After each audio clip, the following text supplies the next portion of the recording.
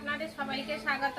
নমস্কার, আমি মৌসুমি নিয়ে চলে এসেছি আরেকটি অন্যতম রেসিপি। আমি আজ ভোলা মাছের ঝাল করব। দেখুন, বাজার থেকে এই ভোলা মাছ নিয়ে এসে কেটে ধুয়ে নিয়েছি। এবারে একে ঝাল করব। চলুন উনান ধারে যাওয়া যাক। আমি আগে থাকতে কড়া বসিয়ে রেখেছি আর বাটনাও বেটে রেখে দিয়েছি। কড়া আমার গরম হয়ে গেছে। তার মধ্যে রিফাইন অয়েল দিয়ে দিলাম প্রয়োজন মতন। রিফাইন অয়েল দিয়ে দিয়েছি। তেলটা একটু গরম হোক, ততক্ষণে আমি লবণ হলুদ মাখিয়ে নেব মাছের গায়ে।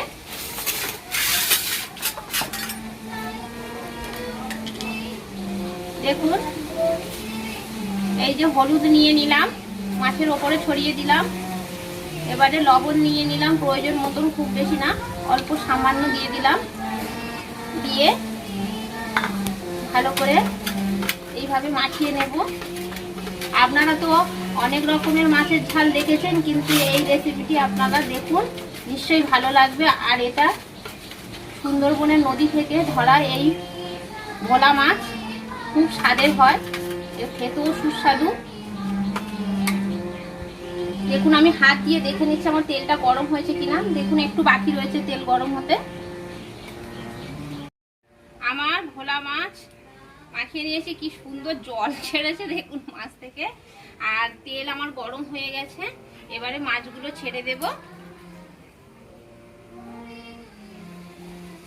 এবারে মাছগুলো এক এক করে ছেড়ে দেব।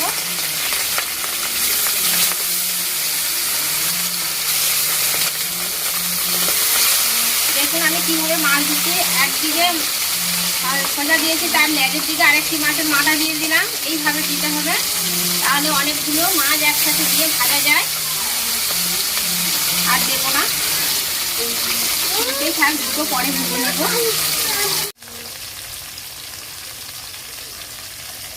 এবারে উল্টে নেব। দেখুন খুব সুন্দর মাছের রং এসছে। উল্টে নিয়েছি। অপর সাইডেও ভাজা হয়ে গেছে। এবারে আমি মাছগুলি সব একটি থালার মধ্যে তুলে নেব।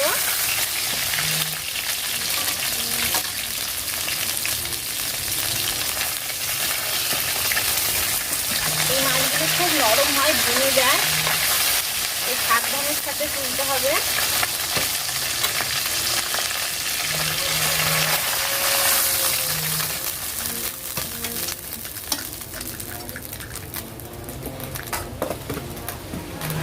এবার যে দুটি মাছ ছিল ওই মাছ দুটিও দিয়ে দেব।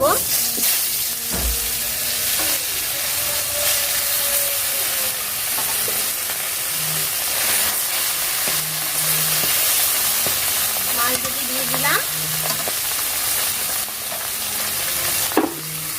এগুলি সব আমার ভাজা হয়ে গেছে। এবারে ওই কড়ার মধ্যে আরো একটু তেল দিয়ে দেব।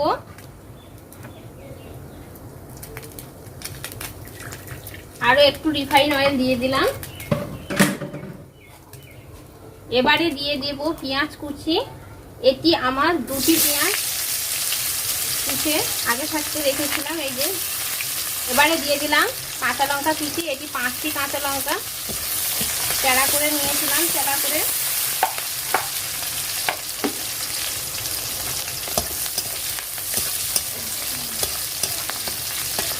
আমার পেঁয়াজগুলি সব ভাজা হয়ে গেছে এবং লঙ্কাও ভাজা হয়ে গেছে। আমি কড়া করে ভাজবো না, হালকা ভেজে নিয়েছি। এবারে দিয়ে দেব আদা বাটা 1 চামচ, রসুন বাটা 2 চামচ। এটা প্রয়োজন মতন আমি দিয়ে দিয়েছি। আদা আর রসুন বাটা দিয়েছি 2 চামচ, আর আদা বাটা দিয়েছি 1 চামচ। দিয়ে ভালো করে এইভাবে মশলাগুলো ভেজে নেব, যাতে মশলা থেকে খুব সুন্দর একটি তেল ছেড়ে দেয়। এরকম পর্যায়ে আমি দিয়ে দিলাম পেঁয়াজ বাটা। এটি একটি পেঁয়াজ আমি বেটে নিয়েছিলাম, দিয়ে আবারও ভালো করে নেড়ে চেড়ে নিলাম। নিয়ে এইভাবে ভালো করে ফ্রাই করতে থাক। দেখুন আমার মশলা খুব সুন্দর ফ্রাই হয়ে গেছে এবং মশলা থেকে তেল ছেড়ে দিয়েছে। এরকম পর্যায়ে আমি দিয়ে দেব বড় চামচের হাফ চামচ হলুদ গুঁড়ো, একটি বড় চামচের হাফ চামচ লবণ দিয়ে ভালো করে আবারও নেড়ে চেড়ে নিলাম। এবারে খুব সামান্য পরিমাণে দিয়ে দেব কালো জিরে,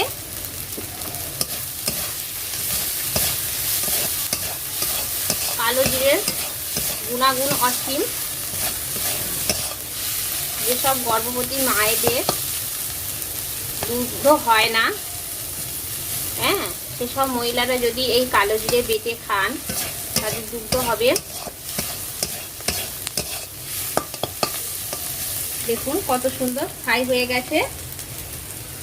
এরকম পর্যায়ে আমি দিয়ে দেব একটুখানি আদা বাটা। দেখুন আমার সমস্ত মশলাগুলি খুব সুন্দরভাবে ফ্রাই করে নিয়েছি অথবা ভেজে নিয়েছি। দেখুন এবারে এরকম পর্যায়ে আমি দিয়ে দেব দুটি কেটে রাখা টমেটো কুচি, দিয়ে আবারও ভালো করে নেড়ে চেড়ে নেব। দেখুন আবারও ভালো করে নেড়ে চেড়ে নিলাম। এবারে যে মাছ মাখিয়েছিলাম যে থালাটা, ওই থালা দিয়ে আমি ঢাকনা দিয়ে রেখে দেব 5 মিনিট মতন। দেখুন ফিরে এলাম 5 মিনিট পরে। খুব সুন্দর আমার সমস্ত কিছু সিদ্ধ হয়ে গেছে, টমেটো এবং মশলাগুলো খুব সুন্দর ফ্রাই হয়ে গেছে। এবারে আমি জল দিয়ে দেব, প্রয়োজন মতন জল দিয়ে দিলাম, খুব বেশি জল দেব না, প্রয়োজন মতন জল দিয়ে দিলাম। এবারে সমস্ত মাছগুলি আমি ছেড়ে দেবো এক এক করে।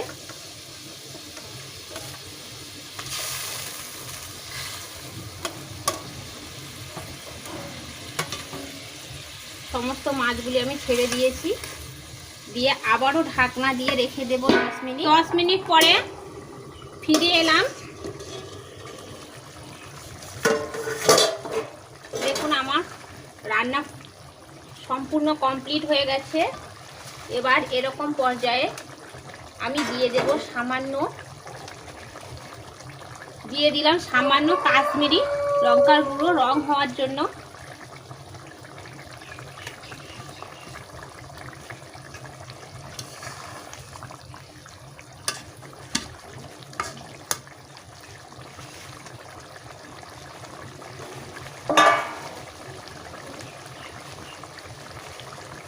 এবারে দিয়ে দিলাম 1 চামচ ভাজা জিরের গুঁড়ো।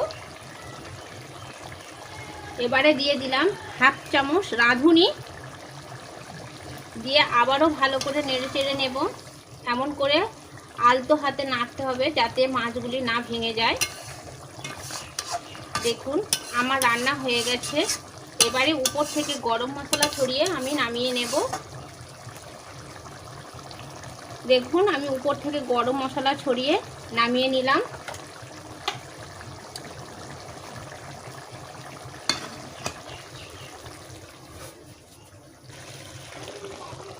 একটি প্লেটে আমি সমস্ত মাছের ঝালটি নামিয়ে নিলাম।